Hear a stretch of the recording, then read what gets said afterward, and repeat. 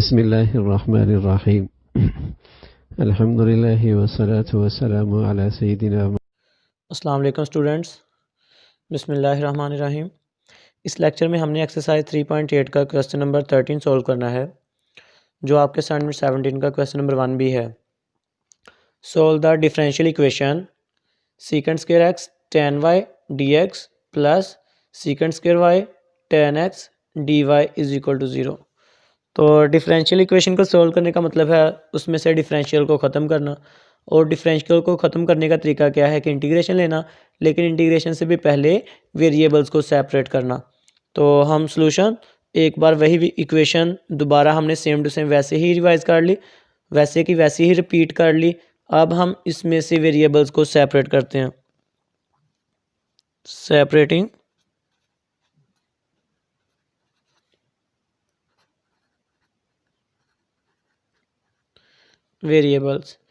Variables को separate करने से तो ये जो है ना, ये लेफ़्ट डी वाई वाला लेफ़्ट साइड पर रखते हैं, ये जो डी एक्स वाला है इसको राइट साइड पे शिफ्ट कर देते हैं।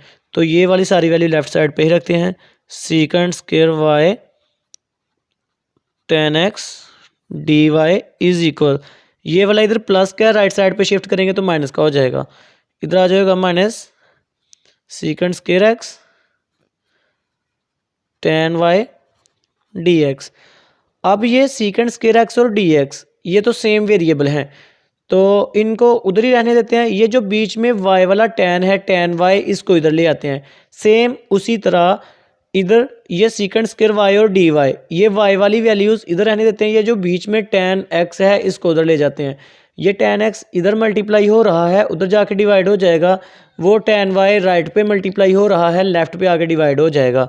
तो हमारे पास दिस इम्प्लाइज दैट ये कुछ इस तरह आ जाएगा, सीकेंट स्क्वायर y ओवर ये tan y उधर से इधर ले आते हैं और साथ dy आ जाएगा, इक्वल उधर लिख लेते हैं minus secant square x dx, और ये tan x इधर मल्टीप्लाई हो रहा है, उधर जाएगा तो डिवाइड हो जाएगा।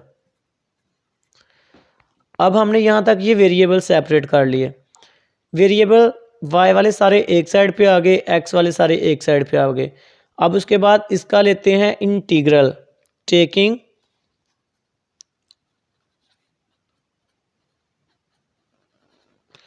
इंटीग्रल ऑन बोथ साइड्स, दोनों तरफ इंटीग्रल अप्लाई करने से, दोनों तरफ इंटीग्रल लेने से।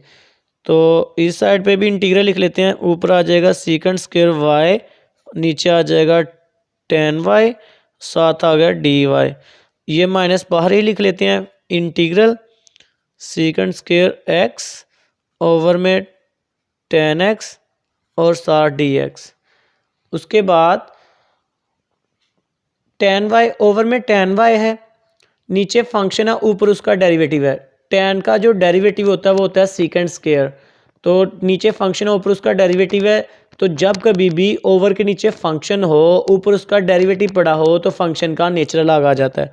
तो यह आ जाएगा natural log tan y equal, ये माइनस वैसे ही इधर भी सेम वही काम, नीचे tan है, ऊपर सीकेंट स्क्वायर है। तो जब हम tan का डेरिवेटिव लेते हैं तो आंसर सीकेंट स्क्वायर आता है। इसका मतलब है नीचे फंक्शन है, ऊपर उसका डेरिवेटिव है, तो नीचे वाले का नेचुरल लॉग आ जाएगा। तो यह आ जाएगा minus natural log tan x, और जब इंटीग्रल साइन ख़त्म हो जाए उस वक्त हम कांस्टेंट c ऐड कर देते हैं। तो हम लिख लेते हैं बिकॉज, इधर रेफरेंस दे देते हैं, बिकॉज ओवर में फंक्शन हो और ओवर के ऊपर उसका डेरिवेटिव हो, तो आंस में क्या आ जाता है, नेचुरल लॉग आ जाता है आंस में, किसका, एफ ऑफ एक्स का। नीचे फंक्शन पड़ा हो, ऊपर उसका डेरिवेटिव हो, तो नीचे वाले का नेचुरल लॉग लिख लेते हैं, natural log of F of x और प्लस सी। तो अब हम ये पहले वाले दोनों वेरिएबल जो है वो नेचुरल लॉग में है।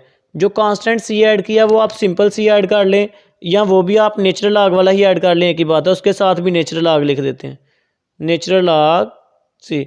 जो चीज़ हम खुद से ऐड कर रहे हैं वो बेशक अकेला सी ऐड कर दें या नेचुरल लॉग सी ऐड कर दें, एक ही बात है। अब ये जो नेचुरल लॉग tan x है, इसको जो है ना लेफ्ट पे ले आते हैं, ये पॉजिटिव हो जाएगा। तो ये आ जाएगा नेचुरल लॉग tan y, ये इधर आगे प्लस हो जाएगा नेचुरल लॉग tan x और उधर आ जाएगा नेचुरल लॉग c। अब इस पर लोगार्थम का second rule first rule apply करते हैं।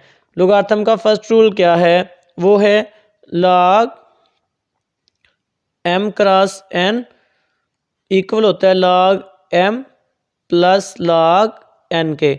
अगर log दो नंबर की मल्टीप्लाई के साथ हो तो log दोनों के साथ सेपरेट आ जाता है और मल्टीप्लाई को प्लस में चेंज कर देते हैं। एक सिंगल log को आप ज़्यादा log में चेंज कर सकते हो। कैसे? अगर दो नंबर्स आपस में मल्टीप्लाई हो रहे हैं तो दोनों के साथ log अलग-अलग आ जाएगा और मल्टीप्लाई प्लस में चेंज हो जाएगी। ये हमने 9th में log का फर्स्ट रूल प्रूफ किया था।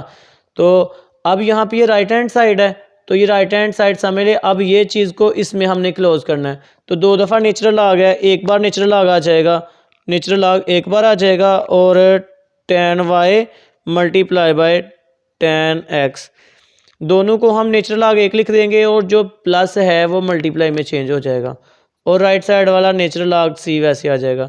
अब बेशक डायरेक्ट नेचुरल लॉग से कैंसिल कर दो तो आंसर आ जाएगा tan y multiply by tan x is equal to c, या वही काम कर लो टेकिंग एक्सपोनेंशियल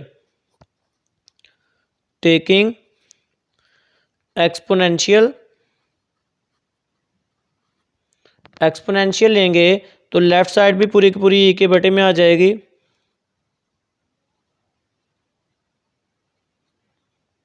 और राइट साइड भी बटे के e के ऊपर आ जाएगी।